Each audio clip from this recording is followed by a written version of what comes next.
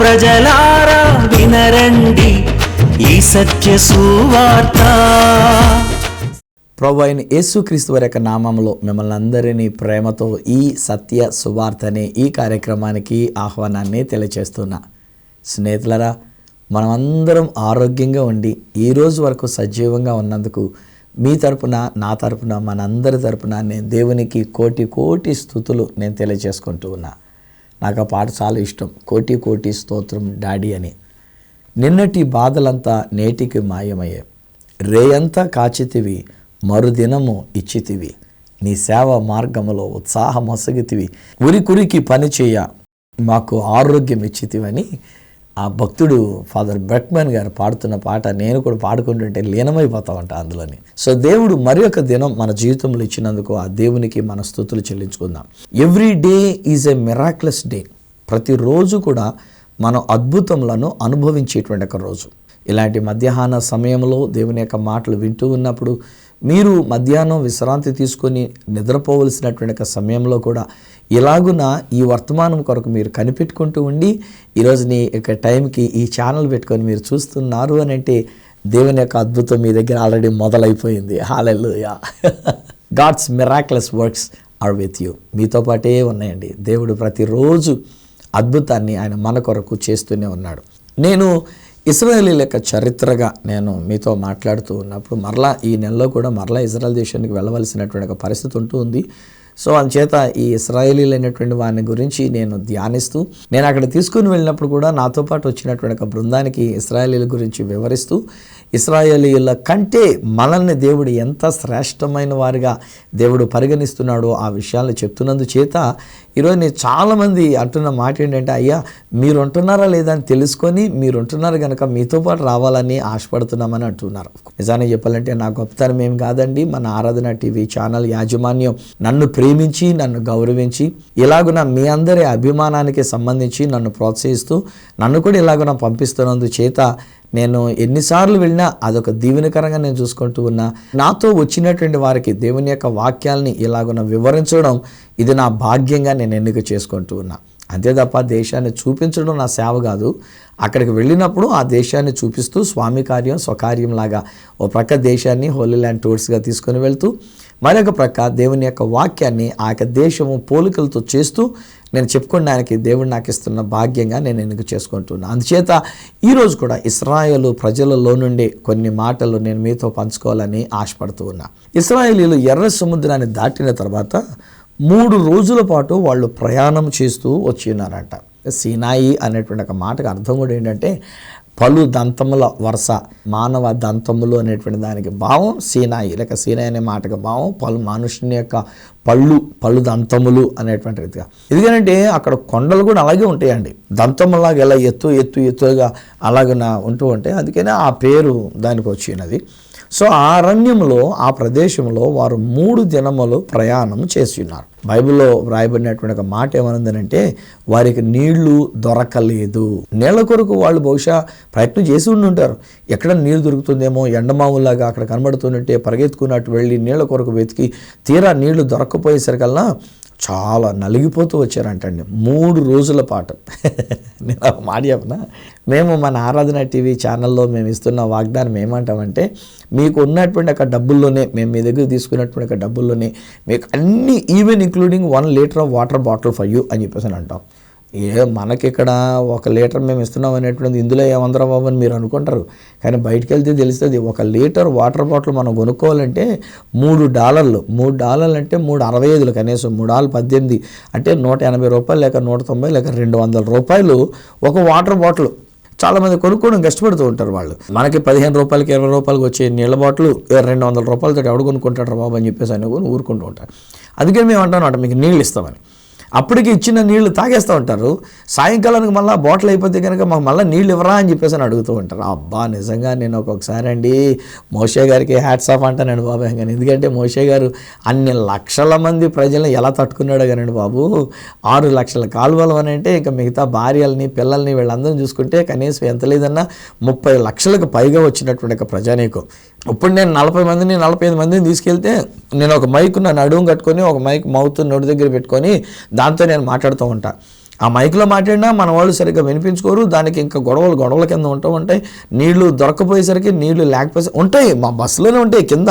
సరిపడిన తెచ్చుకుంటారు మన వాళ్ళు, మా గైడ్లు, మాకు సంబంధించినటువంటి వాళ్ళు అన్నీ రెడీగా చేసి ఉంచుతారు. మేము ప్రయాణం చేసేస్తున్నాం కనుక మళ్ళీ అది ఓపెన్ చేసి తీసి లోపలికి పెట్టి ఇవ్వడం మాకు కొంచెం లేట్ అయ్యేసరికి నా ఉన్న జుట్టు పీకేయడానికి ప్రయత్నం చేస్తారండి బాబాయ్ గారు. ఇచ్చేటప్పుడు కూడా మళ్ళీ ఎలా ఉంటాయి అంటే ఒక్కొక్కరికి ఒక్కొక్క బాటిల్ చొప్పున 48 బాటిల్స్ తీసుకొచ్చి అక్కడ పెడతారు 48 మందికిను.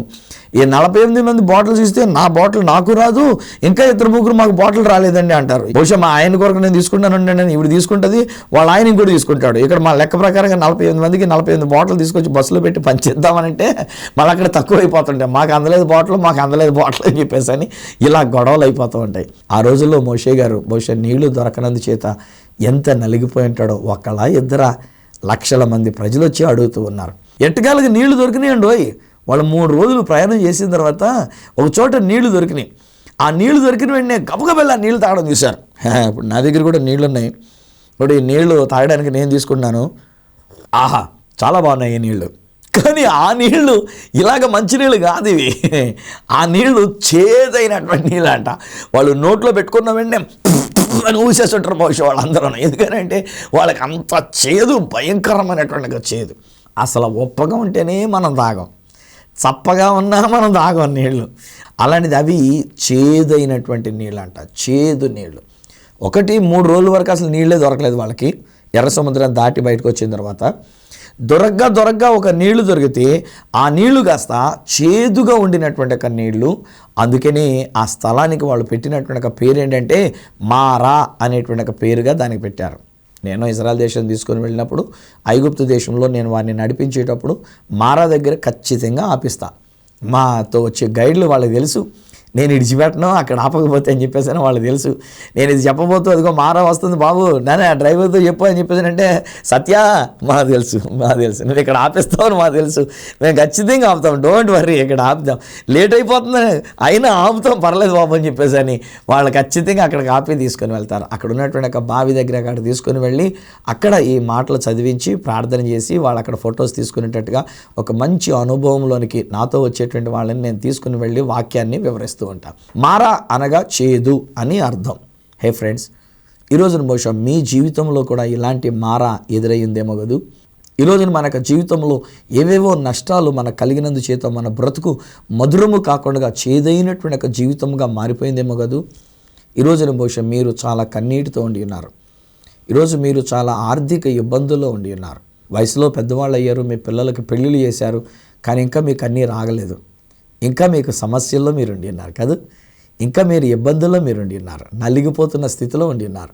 నిజానికి పెళ్లికి ముందు ఏ సమస్యలు లేవు, పిల్లలకి పెళ్ళిళ్ళు చేసిన తర్వాత ఇప్పుడు అనేకమైన సమస్యలు మీరు ఎదుర్కొంటూ ఉన్నారు. ఇంటికి వచ్చినటువంటి ఒక అల్లుండ్ర వలన కానివ్వండి, ఇంటికి వచ్చినటువంటి ఒక కోడండ్ర వలన కానివ్వండి, వాళ్ళకి మధ్యలో గొడవలు అవుతూ ఉన్నందువల్ల కానివ్వండి, మనస్పర్ధలు వచ్చినందుకు చేత కానివ్వండి, ఈరోజున మీ ఇల్లు ఒక చేదైనటువంటి రీతిగా తయారైపోయిందేమో. బైబిల్ గ్రంథంలో ఒక వ్యక్తి యొక్క జీవితాన్ని కూడా నేను మీకు జ్ఞాపకం చేస్తూ ఉన్నా. నయోమి అని ఒక ఆవిడ ఉంది. ఆవిడ తన భర్త తనకు 2 మగపిల్లలతో కలిసి బెత్లెహేము అనేటువంటి ఒక గ్రామంలో, రొట్టెల ఇల్లు అని చెప్పబడేటువంటి ఒక గ్రామంలో కాస్త కరువు వచ్చిందని అక్కడి నుండి ఆమె మోయాబు దేశానికి వెళ్ళింది. అంటే తూర్పున ఉన్నటువంటి ఒక జోర్డన్ దేశానికి వెళ్ళింది. ఈ జోర్డన్ దేశంలో కూడా నేను గతంలో మీతో చెప్పినట్లుగా ఎర్ర సముద్రం అనేటువంటిది ఇలా 2 పాయలుగా చేల్చబడినటువంటి ఎర్ర సముద్రం. ఇదేమో సూయజ్ సముద్రం అని అంటారు, దీన్నేమో అకబా సముద్రం అని అంటారు. సో ఈ అకబా సముద్రానికి తూర్పు వైపున ఈ దిగువ భాగం నుండినటువంటిదేమో సౌదీ అరేబియా అవుతుంది. ఎక్కడి నుంచి పైన నుండినటువంటిది సముద్రం నానుకొని పైకి ఉండినటువంటిదేమో జోర్డన్ దేశం అవుతుంది. ఎక్కడి నుంచి ఇటు పక్క ఈ మధ్యధర సముద్రం దగ్గరికి అన్నట్టుగా వచ్చినటువంటిదేమో ఇజ్రాయెల్ దేశం అవుతుంది. ఇక్కడ పైన ఉంటుంది డెడ్ సీ కంటే పైగా ఉండినటువంటిది బెత్లెహేము అనేటువంటి ఒక గ్రామం.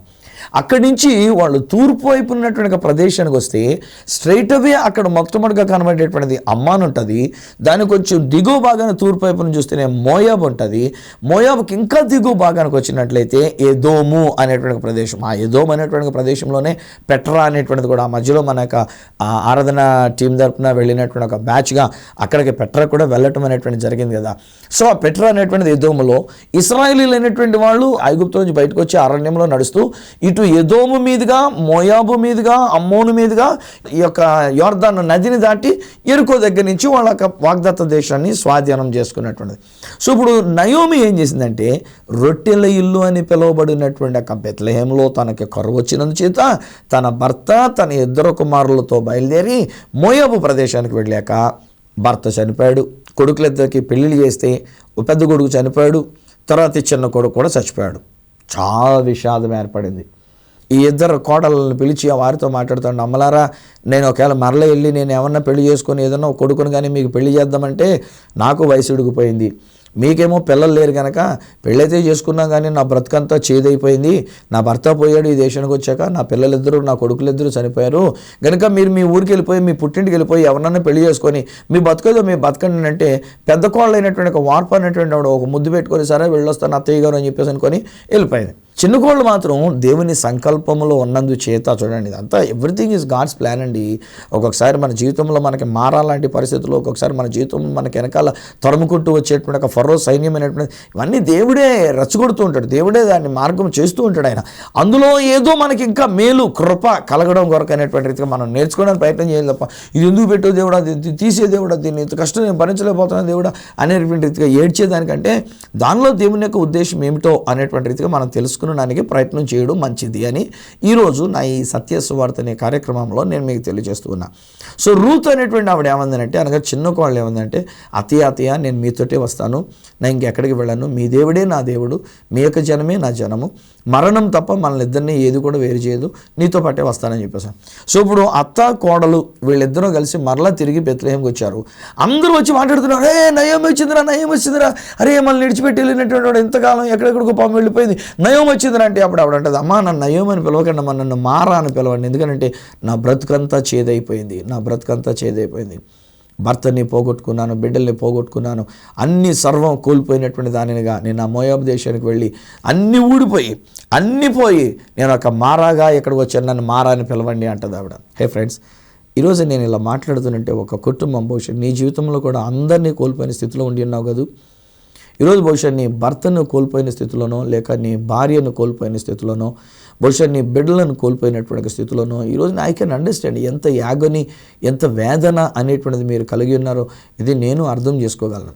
మా ఇంట్లో కూడా మా నాన్నగారు ప్రభు యొక్క పిలుపుని అందుకొని వెళ్ళినప్పుడు, అంతకంటే ముందుగా నా తల్లి ప్రభు యొక్క పిలుపుని అందుకొని వెళ్ళినప్పుడు, మా నాన్నగారి కంటే ముందుగానే నా యొక్క అన్నగారు ఆయన ప్రభు పిలుపుని అందుకొని ఆయన ఈ లోకాన్ని విడిచిపెట్టి వెళ్ళిపోయినప్పుడు, ఇలాగున్న పెద్దవాళ్ళు వాళ్ళందరూ కూడా నాకు పైగా ఉండినటువంటి వాళ్ళు ఒక్కొక్కరుగా వాళ్ళు ప్రభు యొక్క పిలుపుని అందుకొని ఆ ప్రభు సాన్నిధ్యానికి వెళ్ళినప్పుడు, ఒకవేళ కొంత దైవ సేవకుని కనుక కాసేపు నిగ్రహం కలుగుండి ఏడవకుండా కన్నీరు పెట్టుకోకుండా ఉన్నప్పటికీ ఆ తర్వాత ఏదో టైంలో ఆ వేదన, ఆవేదన, ఆ కష్టం, ఆ దుఃఖం అనేటువంటిది పెళ్ళుపుకుంటూ వచ్చినటువంటి విషయాలు నాకు తెలుసు, నాకు ఆ అనుభవాలు నాకు ఉన్నాయి.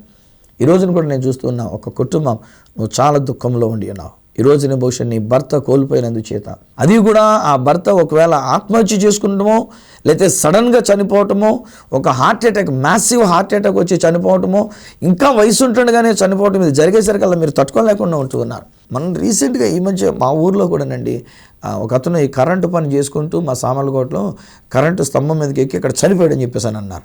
వాని గురించి నేను విన్నప్పుడు మా సంఘ బిడ్డలు నాతో చెప్పిన మాటలు ఏంటంటే, డాడీ వాళ్ళకి 2 పిల్లలు ఉన్నారు, చిన్న పిల్లలు డాడీ, ఆ అమ్మాయి ఇప్పుడు ప్రెగ్నెంట్ డాడీ, 5వ నెల 6వ నెల ప్రెగ్నెంట్. నా హృదయం తరక్కుపోయిందండి. అయ్యో ప్రభా, బహుశా పుట్టేటువంటి ఒక పిల్లో ఏమని అనుకుంటారు వాళ్ళు, ఆ బిడ్డల గురించి, ఏ తండ్రి గురించి ఎలా చెప్తుంది మీ అమ్మాయి. ఇప్పుడు ఈ అమ్మాయి దుఃఖములో లోపల కడుపులో ఉన్నటువంటి ఒక బిడ్డకి ఎలాంటి ఎఫెక్ట్ ఈ అమ్మాయి యొక్క దుఃఖం వల్ల కలుగుతూ ఉన్నటువంటిది, ఎలా పోషించుకుంటుంది ఆ బిడ్డల్ని ముగ్గురిని. నేను తట్టుకోలేకపోయారు. వెంటనే నేను నా సంఘ బిడ్డలను కొంతమందిని తీసుకొని వెళ్ళి వారిని పరామర్శించి కొంతసేపు నేను వారిని ధైర్యపరిచి వారితో కొంతసేపు కూర్చొని వారితో మాట్లాడి నేను రావటం అనేటువంటి జరిగింది. ఈరోజు నేను చెప్తూ ఉన్నా, దేర్ ఈజ్ ఎ పర్సన్, ఒక వ్యక్తి మీ ఇంటిలో ఇలాంటి మరణం సంభవించినందు చేత మీ బ్రతుకు మారా అయిపోయింది కదా. ఈరోజున మీరు చాలా కష్టాలను ఎదుర్కొంటున్నందు చేత మీ జీవితం మారాగా తయారైపోయింది కదా. అన్ని వ్యతిరేకతలు వచ్చేసినాయి. ఇంట్లో వాళ్ళే మీకు వ్యతిరేకం అయిపోయినారు కదా. మీ సొంత రక్త సంబంధులు మీకు వ్యతిరేకం అయిపోయినారు. మీరు ఎంత ప్రేమిద్దాం అనుకున్నా ఆ కోడలు మీ మాట వినిపించుకోవడం లేదు. మీరెంత గౌరవించిన ఆ అల్లుడు మీ మీద ఇష్టానుసారమైనటువంటి ఒక మాటలు మాట్లాడుతూ ఉన్నారు. చివరికి ఈరోజు నేను ఒక కుటుంబాన్ని నేను చూస్తున్నా, మీ మనవరాండ్రు అయినటువంటి వారు కూడా మిమ్మల్ని గురించి చాలా యాలకోలంగా మాట్లాడుతున్నటువంటి మాటలు మీరు తట్టుకోలేకపోతూ ఉన్నారు. ఏంటి మా ఈ బ్రతుకు, ఈ వయసులో మాకు ఏంటి కష్టం, మా బ్రతుకు ఎందుకు ఇలా మారైపోయింది, దేవుడు మమ్మల్ని విడిచిపెట్టేశాడా, దేవుడు మమ్మల్ని లెక్క చేయటం లేదా, ఎంతకాలం మేము వెతికినా నీళ్లు దొరకకుండా అయిపోయింది, ఎంతకాలం మేము వెతికితే దొరికినటువంటి ఒక నీళ్లు కాస్త మారా నీళ్ళు అయిపోయింది, మా పిల్లడికి ఒక మంచి సంబంధం చూద్దాం అనుకున్నాం, తెలిసినటువంటి వాళ్ళు, మాకు కావలసినటువంటి వాళ్ళు 10 మంది మంచి అని చెప్పారు, అలాంటి అమ్మాయిని మేము తెచ్చుకుని పెళ్లి చేసుకున్నాం మా యొక్క అబ్బాయికి, కానీ ఈ రోజున ఒక మారాలంటే బ్రతుకు అయిపోయింది. బహుశా అమ్మాయి వలన మీ కొడుకు మీ మాట వినకుండా మీ మీదే దుమారం లేపుతూ ఉన్నాడేమో కాదు. ఈ రోజున బహుశా ఆ అల్లుడు వలన మీ యొక్క కుమార్తె మీ మీద అనరాని మాటలు అంటుందంటే దుఃఖం తప్ప మీరు అంతకు మించి ఏమీ అనలేకపోతున్నారు కాదు. మారాలాంటి జీవితం. హే ఫ్రెండ్స్, ఈరోజు నేను సువార్త చెప్పడానికి మీ ముందుకు వచ్చిన నా ప్రోగ్రామ్ యొక్క టైటిల్ ఈ సత్య సువార్త.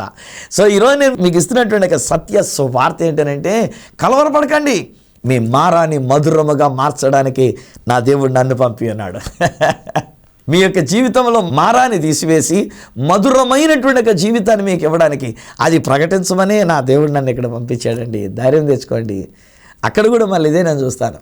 ఎప్పుడైతే కాస్త మారా అనేటువంటి రీతిగా చేదైనటువంటి యొక్క నీళ్లు తగిలినాయో జనాలు అందరూ తిట్టడం మొదలుపెట్టారండి మోషే గారిని.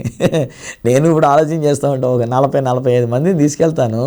ఈ 40 మంది ఒక్కళ్ళు ఎవరన్నా నోరు తెరిచి మాట్లాడడం మొదలు పెడతానండి, అప్పటిదాకా అణగిమెనుగు ఉన్నటువంటి వాళ్ళు ఒక్కసారిగా మీదడిపోతారండి బాబు. నాకు తెలుసు, దాదాపు 35 బ్యాచ్లు నేను తీసుకొని వెళ్ళా.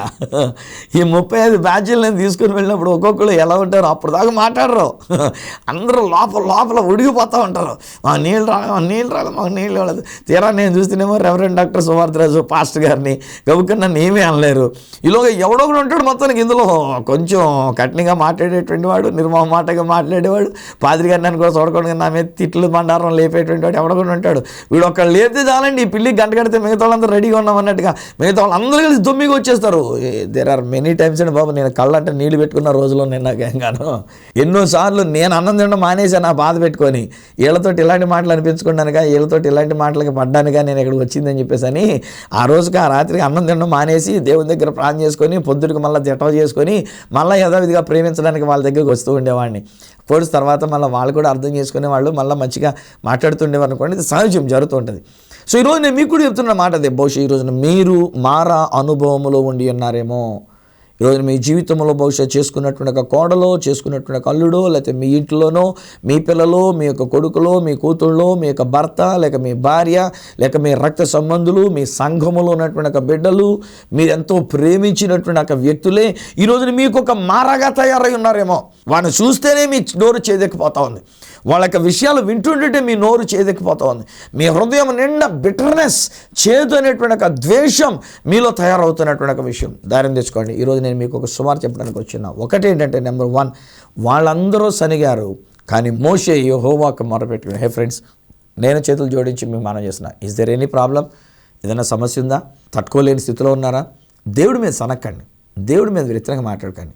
మీ కొరకు నేనున్నా, నన్ను అన్నండి కావాలంటే. ఫోన్ చేసి మీ కోపం తీరేదాకా, ఏమయ్యా మాకు అసలు ఏం జరుగుతుంది, నువ్వు ఏదో పెద్ద బోధలు చేసావు కానీ మాకు ఏం జరిగిందని తిట్టేసేయండి కాసేపు. మనిషినే కదా, నేను తట్టుకోలేను నిజంగా అలా తిడితే, నేను కూడా మళ్ళీ బాధపడిపోతాను, హర్ట్ అయిపోతాను. కానీ but at the same time పర్లేదు, ఎందుకంటే నన్ను తిట్టి మళ్ళీ కాసేపు మళ్ళీ మీరు మంచిగా మనం అందరం కలిసిపోతాం కనుక పర్లేదు. కానీ దేవుడికి వ్యతిరేకంగా మాత్రం మాట్లాడకండి. ఎందుకంటే ఇశ్రాయేల్ ప్రజలు దేవునికి వ్యతిరేకంగా సరిగారు. మమ్మల్ని చావడానికి తీసుకొచ్చావా ఈ కొండలోకి, మమ్మల్ని చావడానికి తీసుకొచ్చావా ఈ అరణ్యంలోనికి అన్నారు. రేపు పొద్దున కొంతకాలానికి అలాగే చచ్చిపోయారు అలా అన్నమాట ప్రకారం. అందుకే నేను అన్నా, దేవుడి మీద సనగొద్దు. మోషే గారి మీద సనిగితే సనిగారు లేదు, తప్పేం కాదు, మనుషుడే కనుక. నా మీద కూడా సనగండి కావాలండి, నేను ఎత్తున్నానుగా, ఓపెన్గా నా నెంబర్ చెప్తున్నానుగా, నాకు ఫోన్ చేసి సనగండి నా మీద, నన్ను తిట్టండి కావాలండి కాసేపు, మాకేం జరగలేదు, మా బతుకంతా మారైపోయింది, ఇది ఏంటిది అని చెప్పేసి అని సనగండి. కొంతమంది ఇలాగే ఉంటారండి బాబు, నాతో మాట్లాడుతున్నవాడు అలా అంటారు, మాకు ఇది జరిగింది, ఎందుకు జరిగింది అయ్యారు అంటే నేనే చెప్పరు ఎందుకు జరిగిందో. నా మనసులో నేను అనుకుంటా, మీకు అదేదో జరిగితే ఎందుకలా జరిగిందని నన్ను అడిగితే నేనే చెప్తాను, ఆయన ప్రార్థన చేయమని చెప్తే చేస్తాను. నన్ను తిట్టుకోండి బాబు, అమ్మ మీకే నేను చెప్తున్నాను, నాకు ఫోన్ చేసి నన్ను తిట్టుకోండి, దేవుని మాత్రం తిట్టకండి. దేవుణ్ణి అలా అనకూడదు. దేవుని మనం దూషిస్తే మళ్ళీ రేపొద్దున మనకే కష్టం, అది నన్ను తిట్టుకోండి. అప్పుడు నేనేం చేస్తా, దేవుడా వీళ్ళ బతుకంతా మారైపోయింది నాయన, దేవుడా వీళ్ళకి మారా కష్టాలు వచ్చినాయి నాయన, చేదైన అనుభవాలు వచ్చినాయి నాయన, దేవుడా అనుకొని నేను కూడా దేవుని దగ్గర మొదలు. కాకపోతే ఒకటి, నేను ఏడుతూ మొరపెట్టను. అదేంటంటే నేను అడుక్కుంటూ నేను మొరపెట్టను. ఏం చేతనంటే నా దేవుడు నాకు నేర్పించిన ప్రకారంగా ఆయన తన కుమారుడిగా నన్ను అంగీకరించినాడు.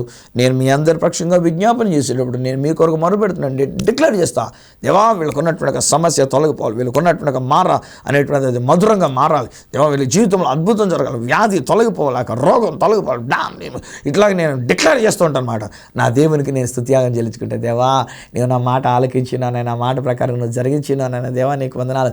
ఇండియాలో ఉండి వింటున్న వాళ్ళే కానీ, లేక ఏ దేశంలో ఉండి వింటున్న వాళ్ళే కానీ, నేను పలికిన మాట ప్రకారంగా వారి కొరకు నువ్వు అద్భుతం చేసావు నాయన, నీకు వందనాలని నా దేవునికి నేను స్తుతియాగం చెల్లించుకుంటూ ఉంటాను. మోషే యెహోవాకు మొరపెట్టాడు.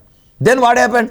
అప్పుడు ఏం జరిగిందండి? మనం చూసినట్లయితే బైబిల్ గ్రంథంలో నిర్గమకాండం 15వ అధ్యాయంలో వ్రాయబడినటువంటి మాటలు ఏమంటాడంటే, దేవుడైన యెహోవా ఒక చెట్టును చూపించి, బహుశా అక్కడ ఇంకా చెట్లు ఉండొచ్చు ఇప్పుడు కూడా. నేను మేము మహారాష్ట్రం దగ్గరికి వెళ్తే కొన్ని ఏరు చెట్లు ఉంటాయి, ఒక పెద్ద తుమ్మ చెట్టు ఒకటి ఉంటుంది. సో అలాగే వేరు చెట్లు అక్కడ ఉన్నాయి. కానీ అందులో దేవుడు ఒక పర్టికులర్ చెట్టును చూపించి ఏమన్నాడంటే, ఆ చెట్టును నరికి దాన్ని తీసుకుని వెళ్ళి అందులో వేయి, ఆ నీళ్లు మధురం అవుతాయి. ఆ చెట్టు ఆ మ్రాను మీద వ్రాలాడిన మన ప్రభు అయిన యేసుక్రీస్తు వారే. హల్లెలూయా! ఎంత అద్భుతమైనటువంటి మాట. నీ జీవితంలో మారాన్ని మధురముగా చేసేటువంటి వాడు నా యేసయ్య. మన ప్రభు అయిన యేసుక్రీస్తు వారు మన కొరకు ఆయన నరకబడి ఉన్నాడు.